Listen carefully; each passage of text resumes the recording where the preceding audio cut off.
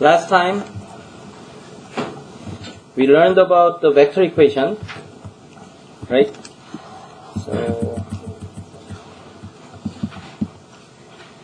So the linear system that we already learned can be converted into a vector equation,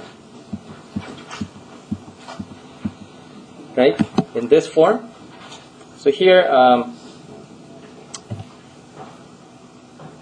the equation or the problem changes to this form where we are given these three vectors, and then we have to form the linear combination of these vectors to be the same as this right hand side vector, right? And then these linear combination coefficients were our variables that we have to solve.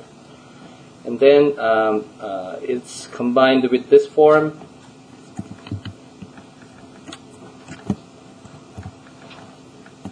And then it's finally converted into this linear system form, right? So they are basically the same thing, but the concept or how we understand the problem is different, and that's a very important point, right? Previously in the linear system, we have to solve these variables x1, x2, right? But in the case of vector equation,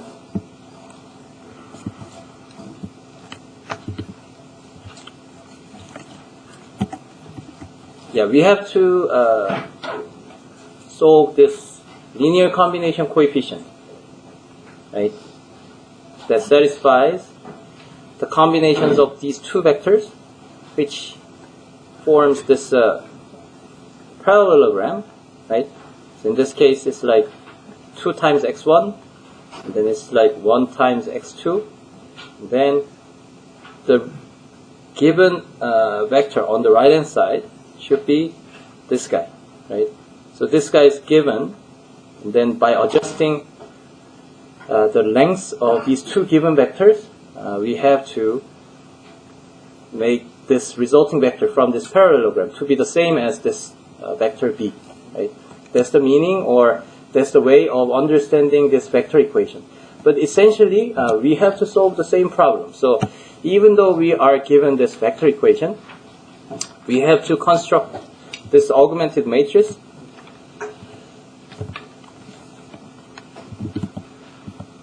right? So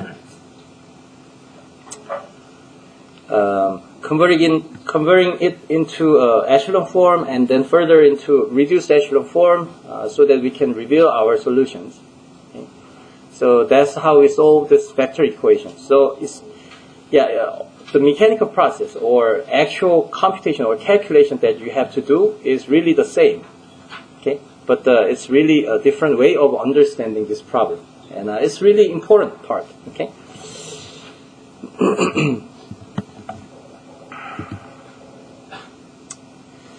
Okay, and then when thinking about this augmented matrix,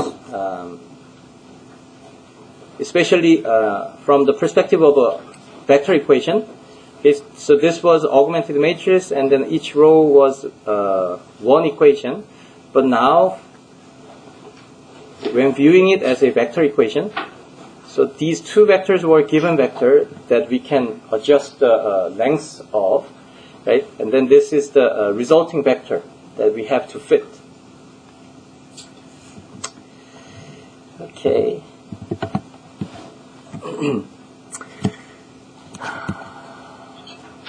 And then we talked about this linear combination, and then all the possible linear combinations of the given vector.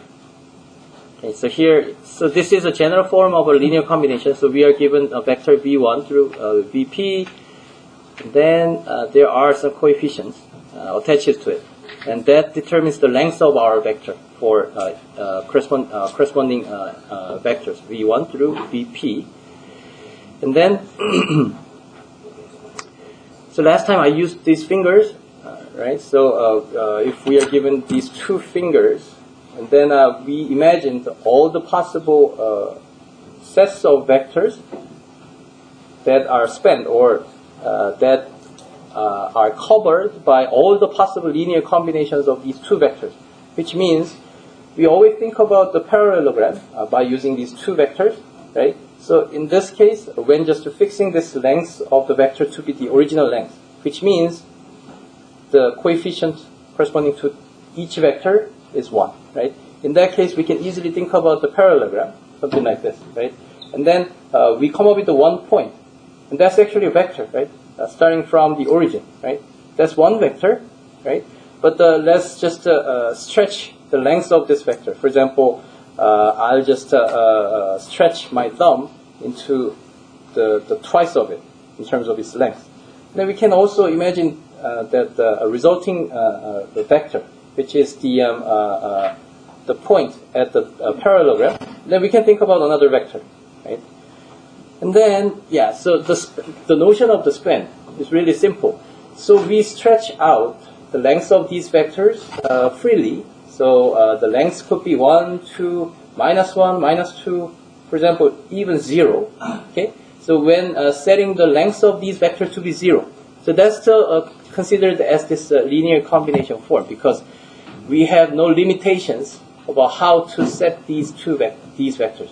So we can freely set these as 0. And then the resulting vector from this parallelogram is just nothing but the origin, right? So of course origin is included, right? And then again the length can be minus 1 and minus 1 and minus 2 and so on. So we think about all these vectors or points from this parallelograms, okay? And then we can think about the set of all these points by varying or changing this coefficient or length of the vectors. And then we can easily think about the resulting set is just a plane in case of stretching out these two vectors, right? So that plane, basically that plane, which contains all the possible points from this linear combination form, is called span, okay?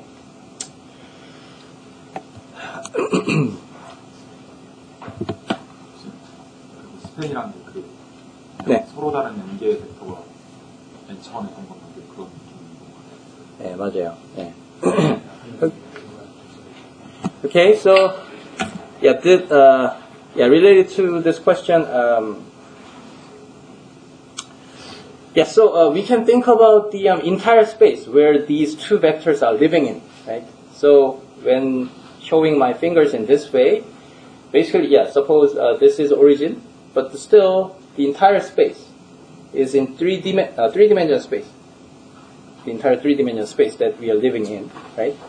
But we have two vectors, but the original space is in three-dimensional space, right? So this is what I already described last time. So if we have two vectors, and then all the possible set by using the linear combination of these two, which is just a span, right? So that was the definition or the meaning of the span, right? So that span cannot cover our entire space, right? Okay, so so let's think about this vector equation again. So vector equation, so I said that what we have to solve given a certain vector equation is to find out the length of these vectors or the linear combination coefficients in this form, right? So here the problem is that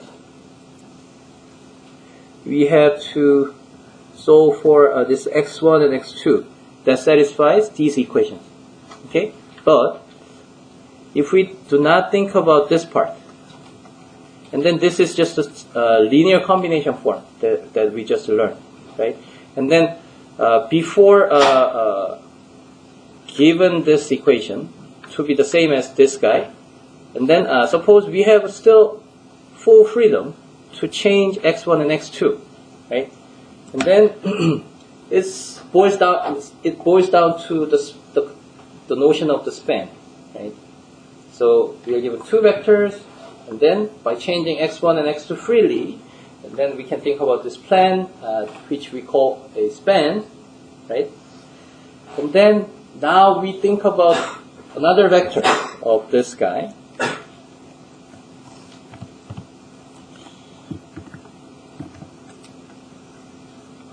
this vector that we are given, right?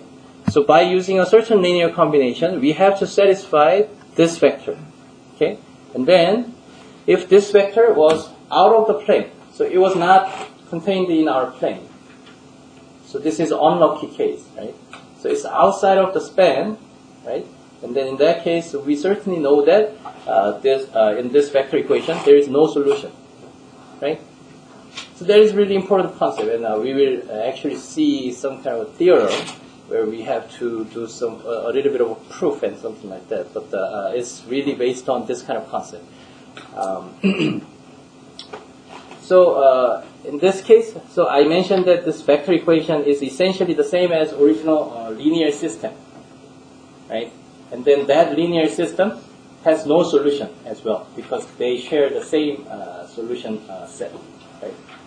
So vector equation is just another form of a linear system, but they are essentially the same problem, which has the exact same solution. So from the perspective, or when viewing this problem as this vector equation, if we can conclude, or if we can get the information that this has no solution, and then accordingly, the original linear system will not have a solution, right? But how we know that this has no solution is based on our understanding of this span and whether B is in our span or not, right? Yeah. So that's kind of an important part about today's lecture, okay? And then let's think further about this kind of span thing. So suppose, so this is our three-dimensional space, and then if we have another vector, so compared to this case where we have these only two vectors, I'm going to give you another vector like this, okay? And then we now think about three-dimensional parallelogram, right? You know how the shape looks like, right? By just linearly combining these three vectors. And then we think about the diagonal point from this shape, right? And then that still forms a one vector. And then we can think about all the possible points, which basically is a vector connecting from the origin, right? And then we think about all the possible, the set of all the possible points by changing the length of these vectors, right? But now we have three vectors, right?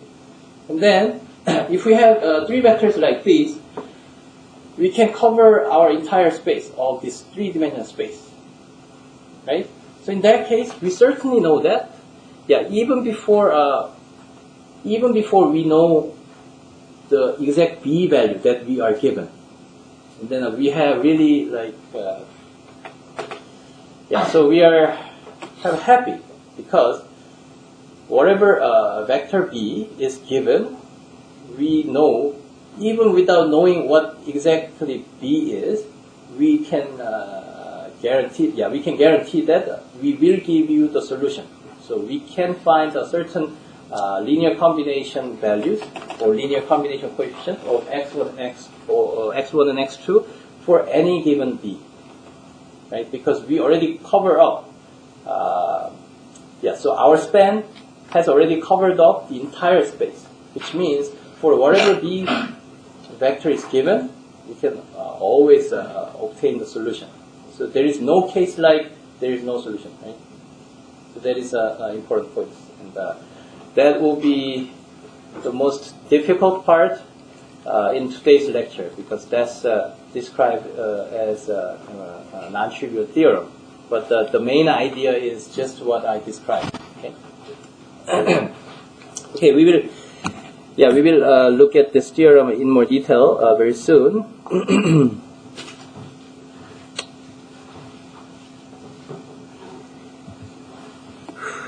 Okay, so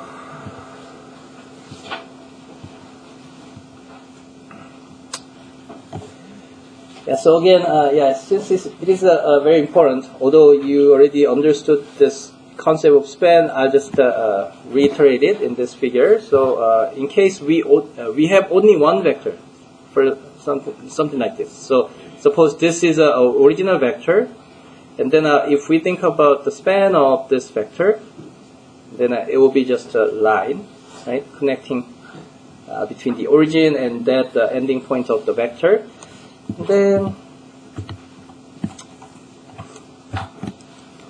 in case we are given two vectors of u and v, and then, the plane, entire plane. It's not just that limited parallelogram. It's actually the plane that goes unlimitedly to all the directions.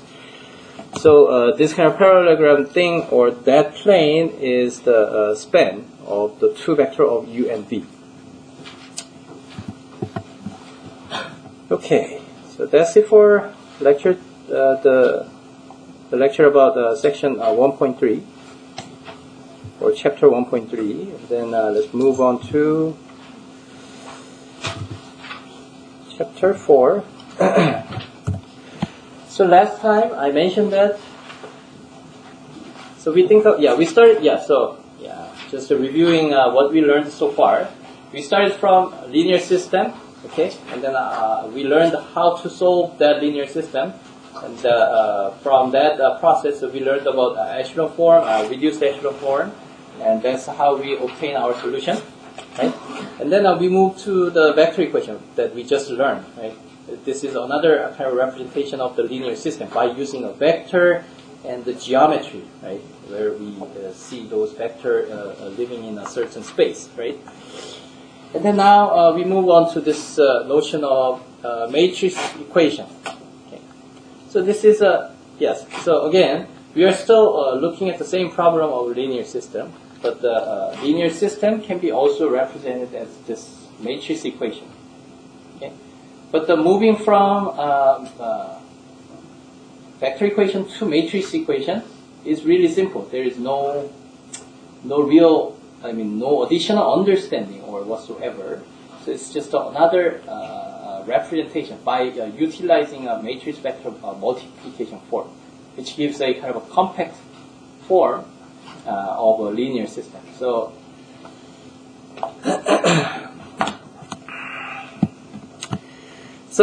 by just looking at the title of this chapter 1.4, this is called a matrix equation because our matrix A is a matrix, and then involving this equal sign where we call this guy as a kind of equation. This equation involves this matrix, so that's why we call it as a matrix equation.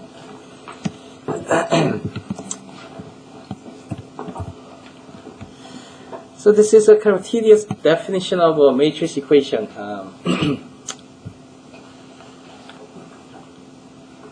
So there is several different ways to think about a certain matrix. Okay, so here this is a matrix and this is a vector, right? So I think I mentioned it, but last time. But when a letter is written in a capital letter, and then is denoting or is representing a matrix, right? But in the case of a lowercase letter, if it is in bold case, and then it's a vector, right? And then in just a plain font, and then this is just a scalar. Okay. Okay, so this is nothing but the multiplication of this matrix and vector. So this X is typically represented as this column vector.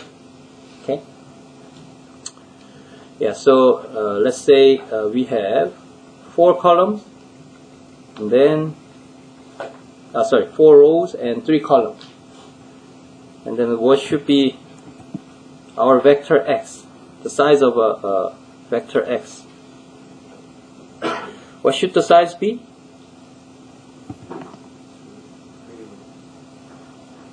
Right, 3 rows. Or in the case, in terms of a size, it's, we can call it as 3 by 1 matrix, right? Okay, so it's a 4 by 3 and 3 by 1. So this is our matrix A. So we do not think about the matrix equation, but we just focus on this matrix and vector multiplication represented as A times X. And then this matrix A can be considered as a collection of column vectors. So in here we have, so I can now change the colors as well. So we have 3 columns in here, right? And then let's call this column as A1 and A2 and A3. Okay? So those columns are represented in this form. So even though it looks like just a vector, a row vector, which has one single row, but it's really a matrix because A1 is like this guy, and A2 is like this guy, and this, right? So each of these are basically a column vector, and then by concatenating them horizontally, which are corresponding to A1 and A2 and A3, we can represent this matrix in this form. Okay. Okay, and then the vector x is represented x1 and x2 and x3. So those are these values, and these are really scalar scalar values, right? And then now let's think about this matrix times vector multiplication. We know how to perform this matrix vector multiplication. So we multiply this guy with this, and this guy with this, and this guy with this, and that's how we form. So let's say what is the dimension of the resulting vector? What is the size of the resulting vector after multiplying these two? 4 by 1. Yeah, right. 4 by 1 is our resulting vector, right? So computing these element multiplication of this and this and this and this and this two, and then adding all these 3 numbers up. That's how we compute the first number here, right? So that's what we already know. But now we think about this matrix vector multiplication in a different way. So we have these column vectors, and then we have these scalar values from our vector x, and then if we just multiply them, and then we can treat these vectors as just a scalar, as if they are scalar. They are not scalar, as I drew here. These are all vectors, but we can just think about these values just like a scalar, and then do the simple multiplication between this row vector and this column vector. Okay, so it's like this. So 1, 2, 5, then minus 1, 2, 1. Okay, so it's really easy problem, right? So you guys know how to solve it or how to compute it. 1 times minus 1, 2 times 2, 5 times 1, and then the resulting value will be just a single number, right? Yeah, that is a really simple part. But what if we have a column vector in here instead of just a single number? So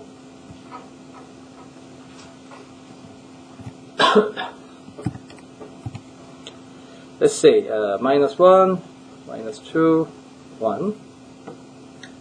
So now we have these vectors. Okay? And then we can still treat this problem or treat this multiplication as this vector times this, and this vector times this, and this vector times this. Okay? So yeah, although that looks like that sounds like really simple, but this is really, really important. And when you can, if you can view the same matrix vector multiplication in this way, and then that will give you much more power to play with these matrices, and you will be likely very good at this linear algebra thing. Okay, so let's just verify that because it's really important part. So let's just compute the result. What will be the result? Minus 1. Minus 1 times 1 plus 2 times 2 plus 1 times 5. minus 1 times minus 1 plus 2 times minus 2 plus 1 times 1. Yeah, although, yeah, I know it's a little boring, but yeah, please keep up with me. So this is the result, right? And so the result now is this vector of this much of a size, right? 2 by 1. Even though this guy has a long length, but this is just simply a scalar value, right? But so yeah, this is how we computed about this matrix times vector result, right? But if we view this guy as one vector, and second vector, and the third vector, and then we treat these as a vector, and then the computation becomes like this. So minus 1 times this vector, and 2 times this vector, and 1 times this vector, right? So we treat this guy as a whole, as a single vector. So in that case, we can write it in this form. Minus 1 times 1 and minus 1. Plus 2 times 2 and minus 2. Plus 1 times 5, 1. Right? Okay, so we know how to compute these guys. And this form looks like, this form is familiar to you guys by now. So this is just a linear combination of these three vectors with the coefficients of these three values. Okay? And then we know the result from this linear combination of these three vectors, right? We just multiply this guy into each element, and then we add them up. Yeah, so let me finish writing this.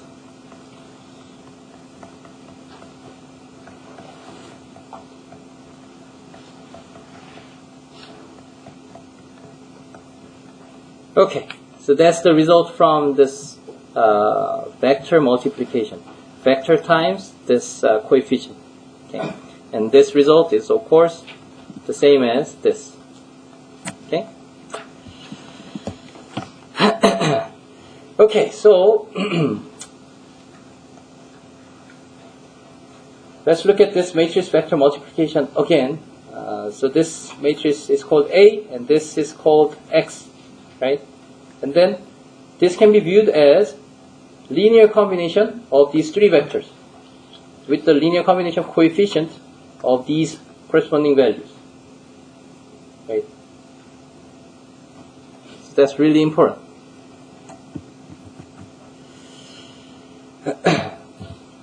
So the matrix A has this columns, and then vector X is in this form, and then we can think about this matrix vector multiplication with the linear combination of these column vectors with these coefficients, right? Okay, so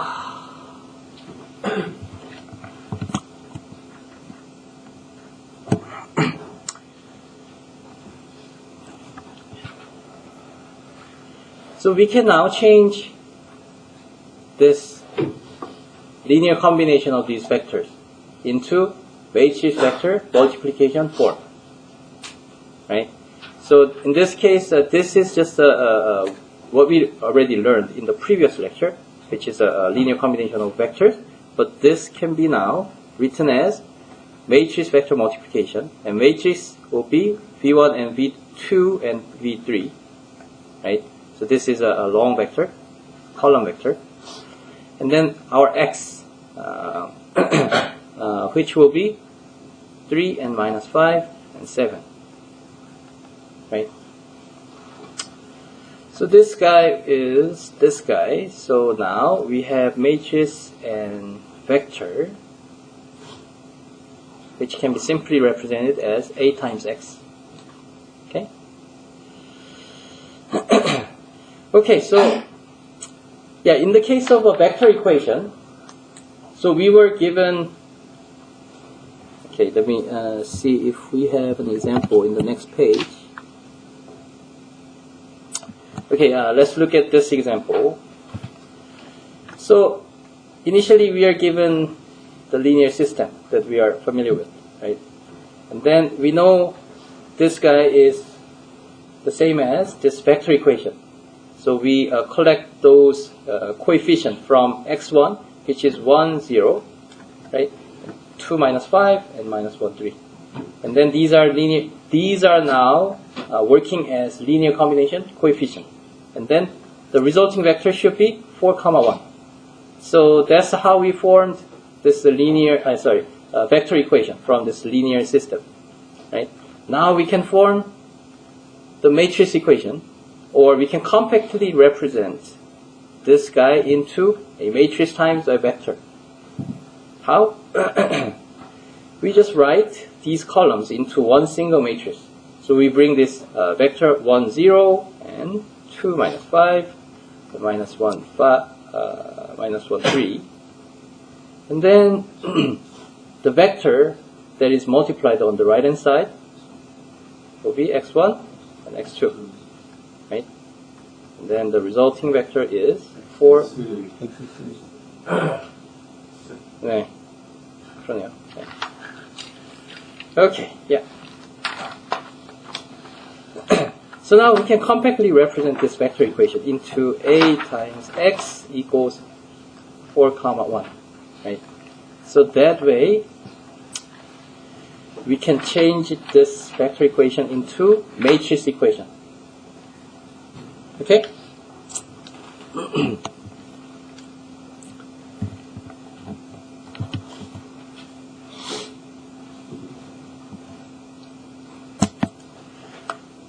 Okay, so we so far we learned about 3 different forms: linear system, and then the same thing can be represented as a vector equation, and then this same vector equation can be converted into matrix equation. And then all these 3 problems are essentially the same thing, and so it's obvious that they have the exact same solution. They have the same destiny, right? In terms of the exact solution itself, and also about whether they have solution or not, right? Or whether they have a unique solution or infinitely many solutions. So, so all the different scenarios should be all the same case for all these 3 different forms of problems, right? So, among these 3 problems, if one problem has no solution, and then the other 2 problems will have no solution as well, right? So that way, I mean, that's what I mean by this having the same destiny.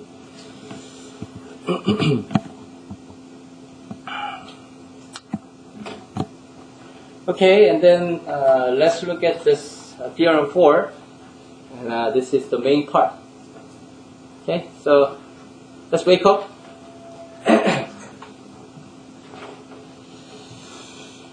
So theorem 4 is about those geometric things that I talked about in the first part of the lecture today. So let's just read this theorem, okay? So we are given a matrix A, which has the size of m by n. And then we are not given B yet, okay? But here we think about B being any possible B. So it's related to whether we can cover up the entire spaces by using the linear combinations of the given vectors in the vector equation. Okay, so that's exactly about that situation. I mean, this theorem is exactly about this situation. Okay, so here basically this theorem says all these 4 items from A to D are saying the same thing, or more exactly, it's written as all the following statements are logically equivalent, which means so they can have a different destiny. Yeah. So yeah, again, I'm using the word destiny in a different way, in a sense that they can be either true or false, depending on given A. Right? So that is the destiny of this statement. So it can be either true or false. And also it can have also true or false, right? And by logically equivalent, the meaning of it is that once we know this A is true, and then all the three should be true. And for example, if in other cases, if B is false, for example, and then all the rest should be also false. Okay, so that's the meaning of being this logically equivalent. Okay, so essentially all the four statements are the same thing. Okay, so that's what we have to understand today. Okay, so let's look at it in more detail. So it is saying for each B in Rm, the equation has a solution. This does not mean that it has to have a unique solution. Here, a solution is that at least it has one solution. So it covers two cases of having unique solution and infinitely many solutions. But at least it is saying that it does not happen that we have no solution. So there is no case like having no solution. Okay? So we always have the solution. So that is what this part is saying. Okay? So yeah, again the situation is like this. So I'm gonna give you one particular A matrix. Okay? And then before you look at what the B is, you already know that your equation has the solution. Okay? That's what this statement A says. Okay? And then let's think about the matrix A again. And then suppose A has these three columns. Okay? And then we have an X. Right? X should have three values. X1, 2, 3.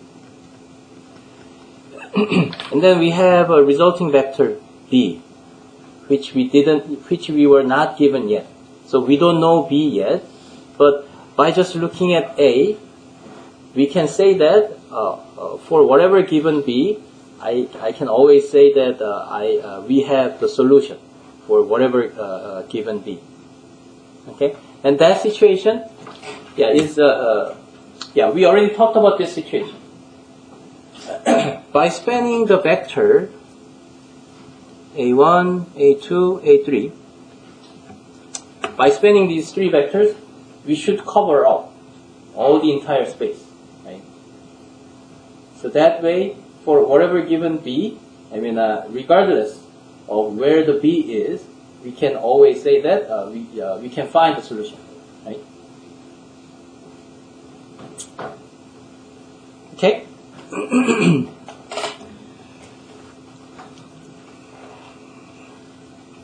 So that situation can be understood in a different way, as B, C, and D says. Okay, so that situation is exactly the same as this. So for whatever vector B, this is always represented as a linear combination of the columns of A. Yeah, this is the same thing as what I just described here, right? The span means, so if three vectors are covering up the entire space, and then what does that mean?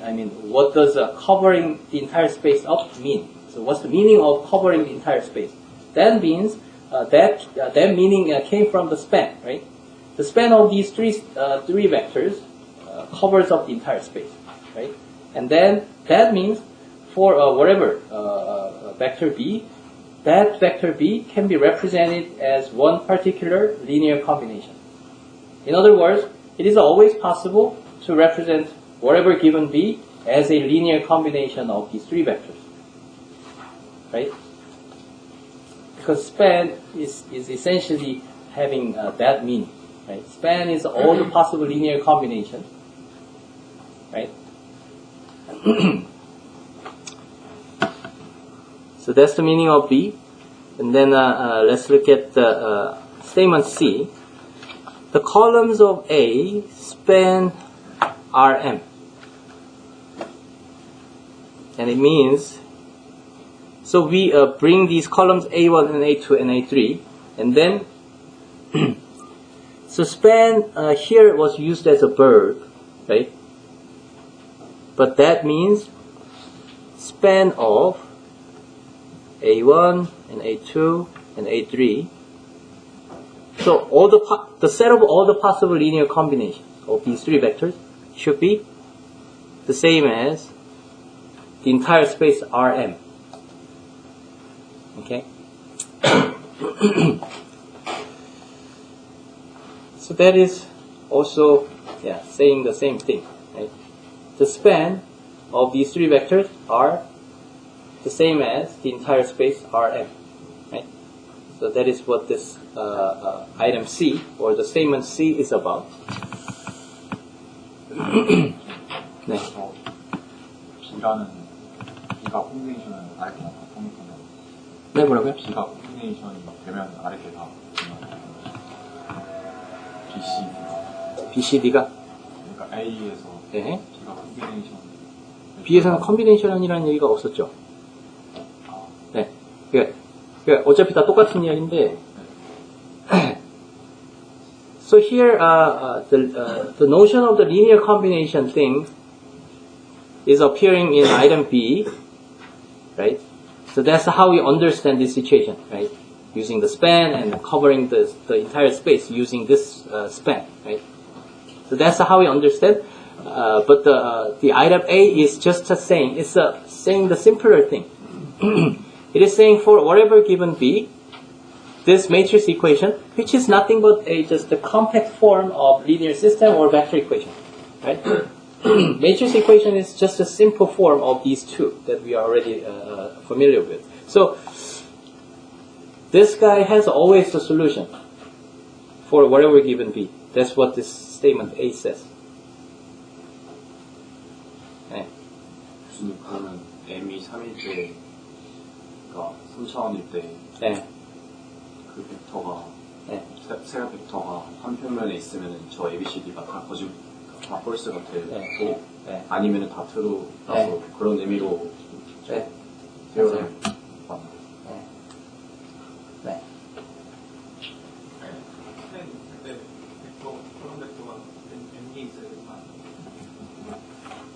다 덮으려면 m개는 최소한 있어야 되죠. 네, 맞아요. 그러니까 이게 true이려면 지금 이야기하는 게 맞아요. true이려면 그러니까 뭐 예를 들어서 우리가 m 디멘전al 스페이스를 생각을 하면요, m 디멘전al 스페이스를 다 덮으려면 최소한 몇 개의 벡터가 필요하냐? m개가 필요해요. 네.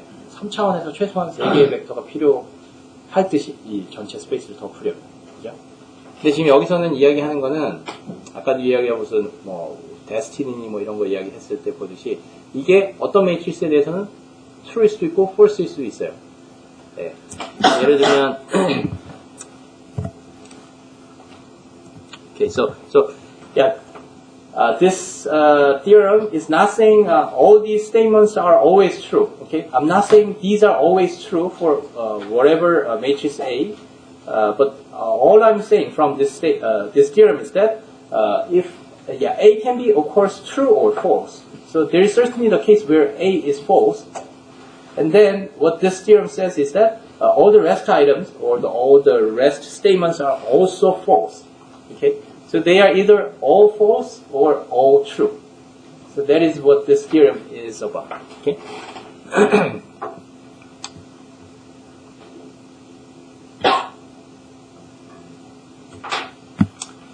네. D에서요. 네. A가 피벗 포지션이 있다고 하는 게 그 A1, A2, A3 그래가지고 AN까지 하고 B 그래서 말하는 아니에요. 여기서는 어그멘트 매트리스가 아니라 코에피션트 매트리스. 그래서 이제 A가 피벗을 다 가지고 있다는 이야기예요. 그러니까 근데 우리 아직 D는 안 했어요. 네. D는 아직 안 했고 이제 여기서 중요한 거는 A, B, C가 결국은 다 똑같은 이야기를 한다. 그거를 먼저 이해하는 게 첫 번째 과정이에요. 네. 그거를 이해하기 위해서 내가 이런 뭐 리니어 콤비네이션이니 뭐 스팬이니 전체를 덮어야 된다는 이런 개념을 이야기한 거고 그게 다 A, B, C 에서 얘기하는 거랑 그냥 똑같은 이야기다. 이걸 이야기한 거고요. 네. 그 다음엔 이제 D로 넘어가야 돼요. 네. Okay, so we now know that A, B, and C are essentially saying the same thing. Okay, it's about whether our column vectors in A is covering the entire space Rm for our universe. Okay. Okay, so let's move on to D. So D is saying, in case our vectors are covering up the entire space, and then it is the same as the matrix A has pivot position in every row. So it's been a while to talk about the pivot, right? So just to remind ourselves about what the pivot is. So pivot was the leading entry after we create or after we change the matrix into echelon form, right? So that was the definition of the pivot. And what was the leading entry? Leading entry was per each row, the leftmost or the first appearing non-zero. Right? That was the leading entry. But in order to call that leading entry as a pivot, we have to first make the matrix into echelon form or staircase shape, right? And D is saying A has a pivot position in every row. So it means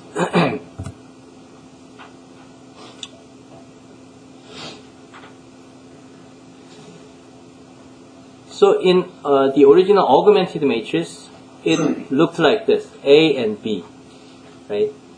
But now we only think about A without considering B, okay?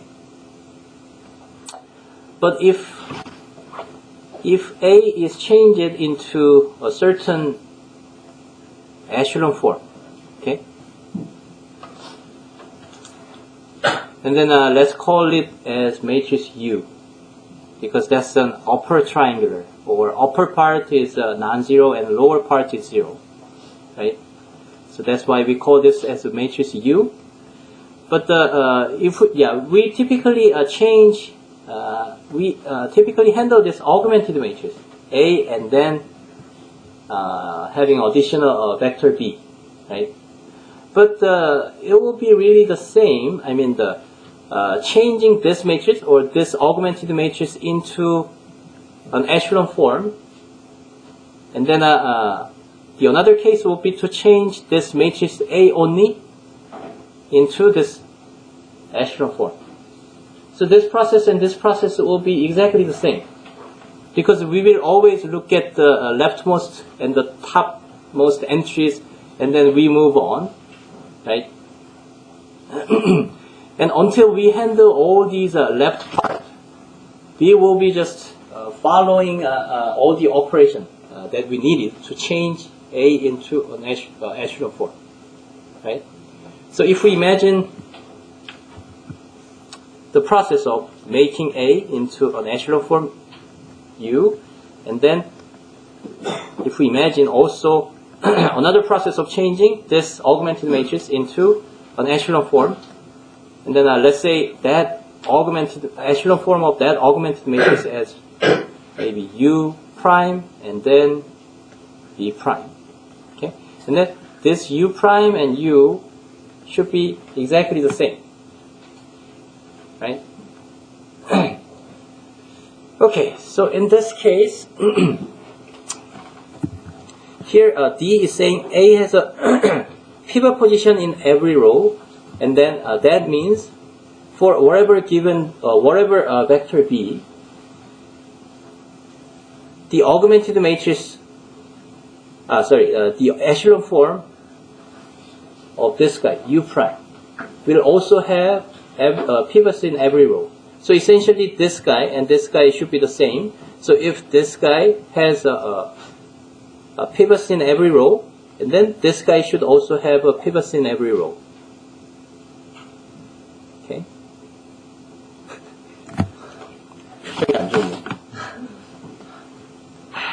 Okay, let me explain it in Korean using an example.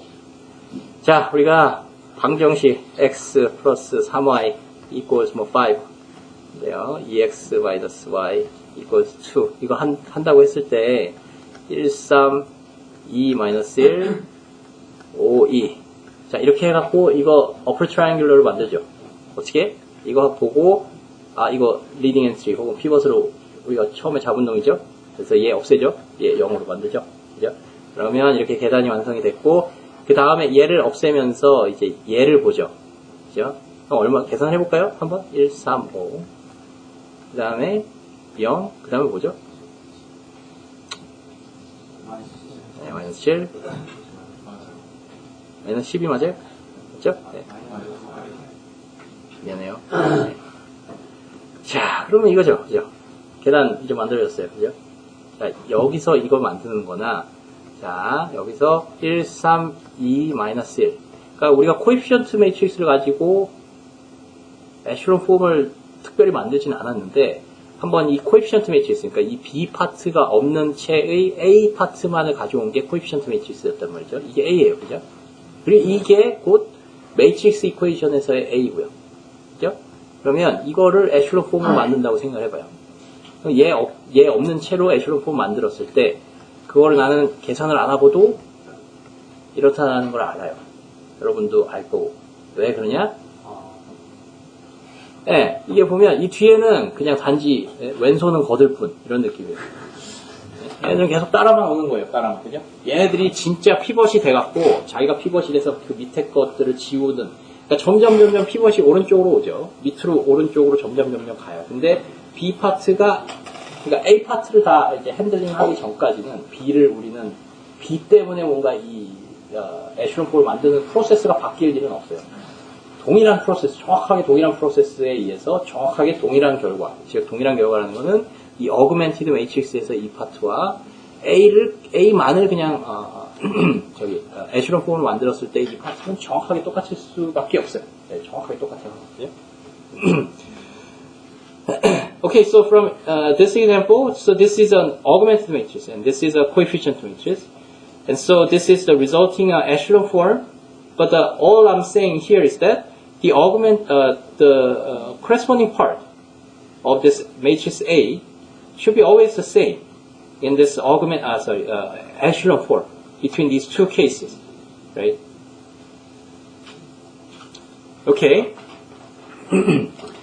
And then let's go back to this guy. So A has to have a pivot position in every row. So let's just only focus on this guy. And that means in matrix A part, so we will have some B part in the original augmented matrix part, but when only looking at this A part, it should have the pivots in every column. So that is what this guy is saying. Okay. So that situation, okay, that situation is equivalent to covering the entire space, which was all about the A and B and A, B and C was about, right? So ABC was telling us we are covering the entire space by spanning the column vectors that we are given, right? And then there is another way of saying it in the following way. So we do the echelon form. We create an echelon form, and then in this echelon form of the augmented matrix, in A part, we should have the pivots in every row. Okay? Okay, so so let's think about this situation a little bit deeply. So related to this echelon form, how did we determine whether this equation, a linear system, has no solution? So when do we have no solution from looking at this echelon form? So it was when this. So it was like 0, 0, 0, and then some non-zero, for example 3, right? So it was corresponding to 0 times x1 and 0 times x2 and so on equals 3, which is non-zero. So it's never possible, right? So when we see this kind of row from our echelon form, and then that's when we have no solution, right? But in this case, we are thinking about the situation where we always have the solution, regardless of what the B is, right? So in this case, we should guarantee that we cannot see this kind of situation at all, regardless of what this B is, right? And then that is the same as every row in A part should have a pivot. Okay, so okay, so let's think about this situation by just comparing with this. Okay, so in this case, so I just put it as a last row, so it's like 3, and then this part was B part and this part was A part, right? And then there should be some staircase, but from this row we have a pivot in B part, right? And so yeah.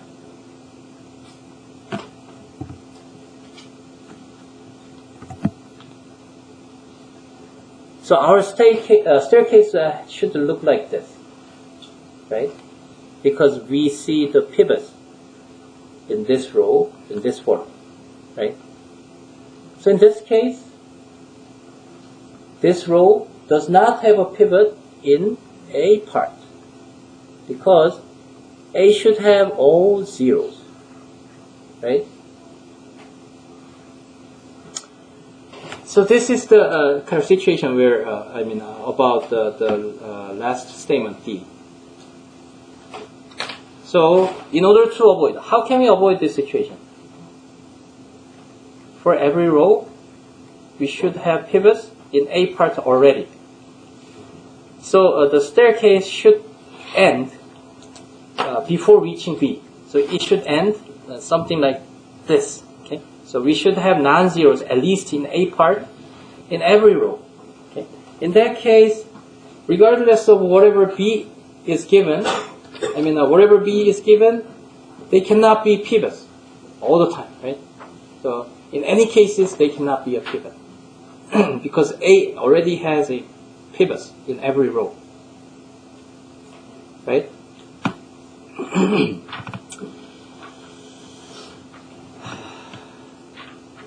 네. 전부 다 영일 수도 있지 않아요? 전부 다 0일 수도 있어요. 그러면은 전부 다 0일 수도, 네, 그 좋은 질문이에요. 자, 우리가 이게 전부 다 0일 수도 있는데, 그거는 이 상황이랑은 조금 달라요. 이 상황에서는 그 경우를 우리가 생각하지 않아요. 왜 생각하지 않냐면, 전부 다 0이 된다면, 그 값은, 이게 전부 다 0, 여기가 딱 0이 됐다고 쳐봐요. 그거는 어떤 특정 B 값을 아주 잘 맞춰줬을 때, 이제 0이 되고요. 우리는 지금 생각하는 거는, B가 아무 B나 다 됐을 때의 그 상황을 생각하는 거예요. 훨씬 조금 더 스트릭트한 상황을 생각하는 거예요. 그래서 어떤 B가 들어오든지 우리가 항상 솔루션을 가지려면 우리의 매트릭스 A, 그 코에피션트를 나타내는 매트릭스 있죠? 그게 항상 그 모든 로우의 피벗을 갖고 있어야 된다는 뜻이에요. 네. 네.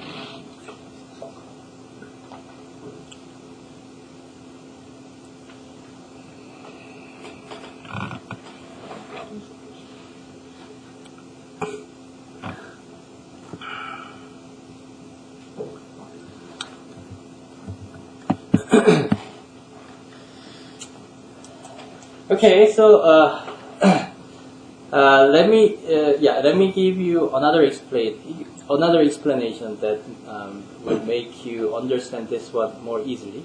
Okay, so this is a different perspective, mainly from the geometric perspective, like imagining our space.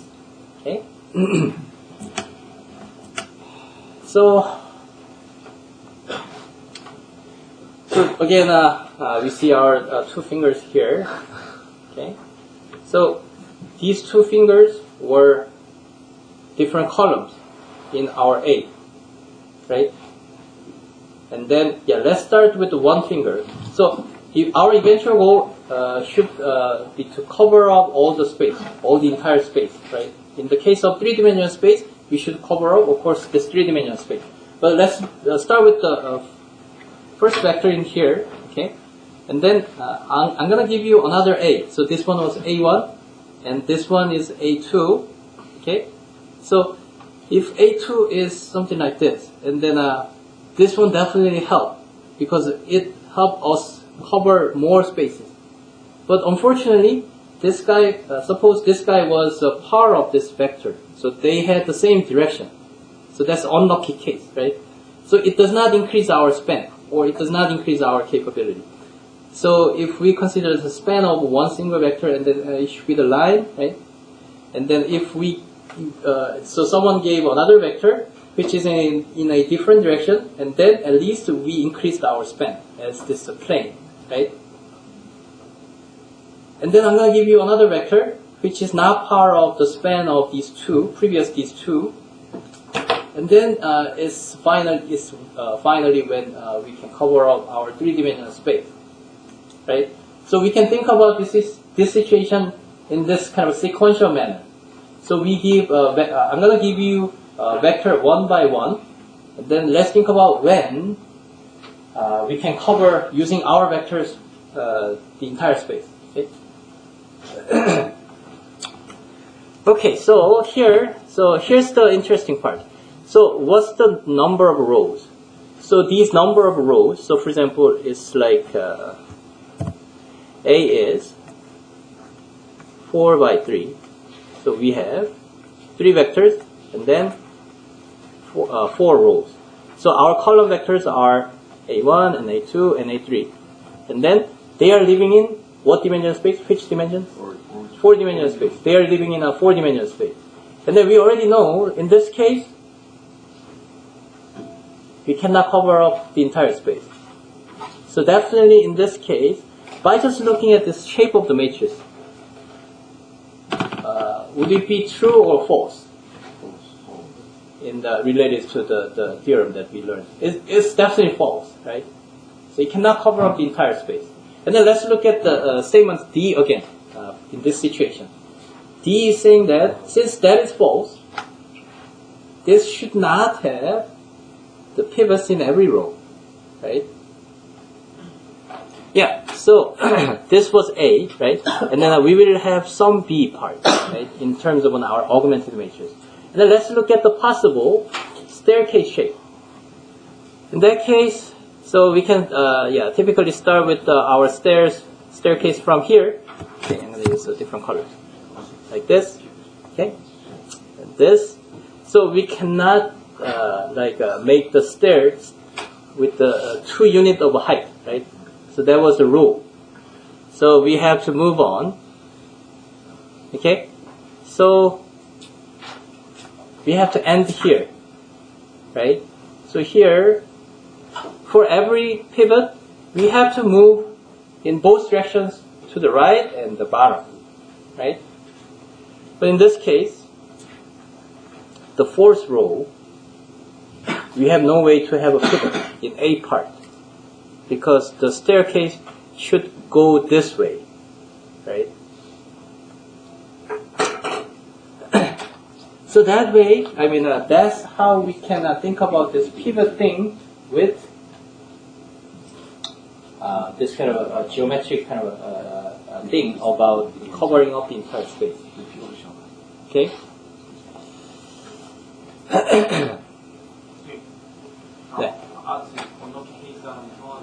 네. 네. 그거 좋은 질문이에요. 이걸 또 보죠. 그러면, 자, okay. So yeah, let's imagine this case. So yeah, I give you the first vector. Okay, so that is, okay, it's time to use,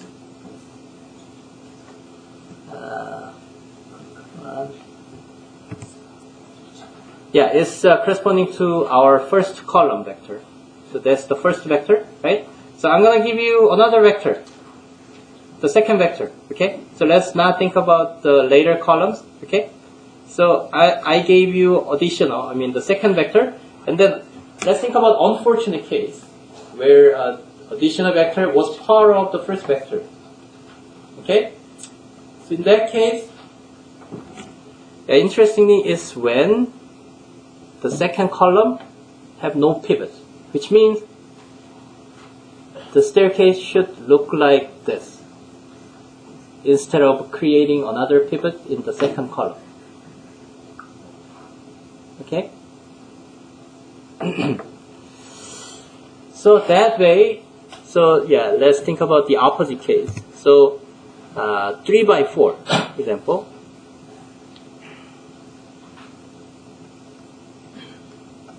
Something like this. So these vectors or these column vectors are living in 3-dimensional space, but we are given 4 vectors, right? But we cannot say that this will cover up the entire space, right? So in that case, so suppose the first vector is this guy, and then the second vector is this guy.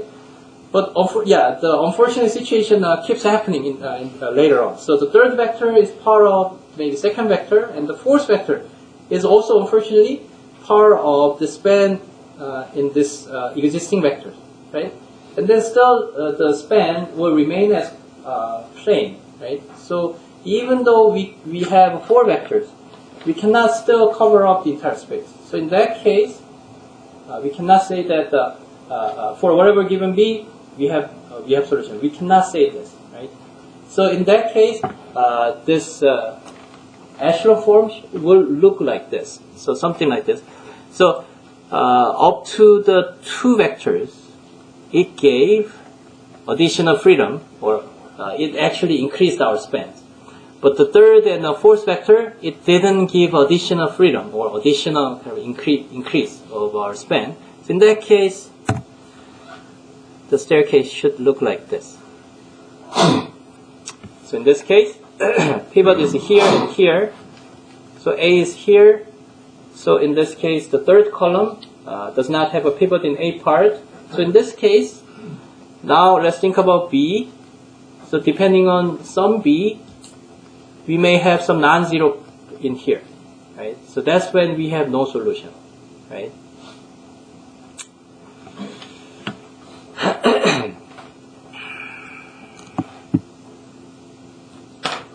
Okay, so that's kind of a geometric interpretation, or how we understand geometrically about this theorem.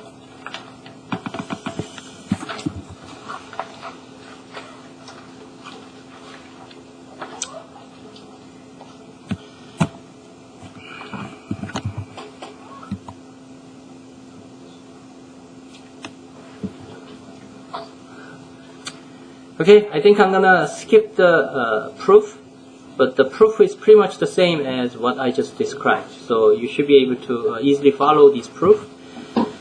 And then,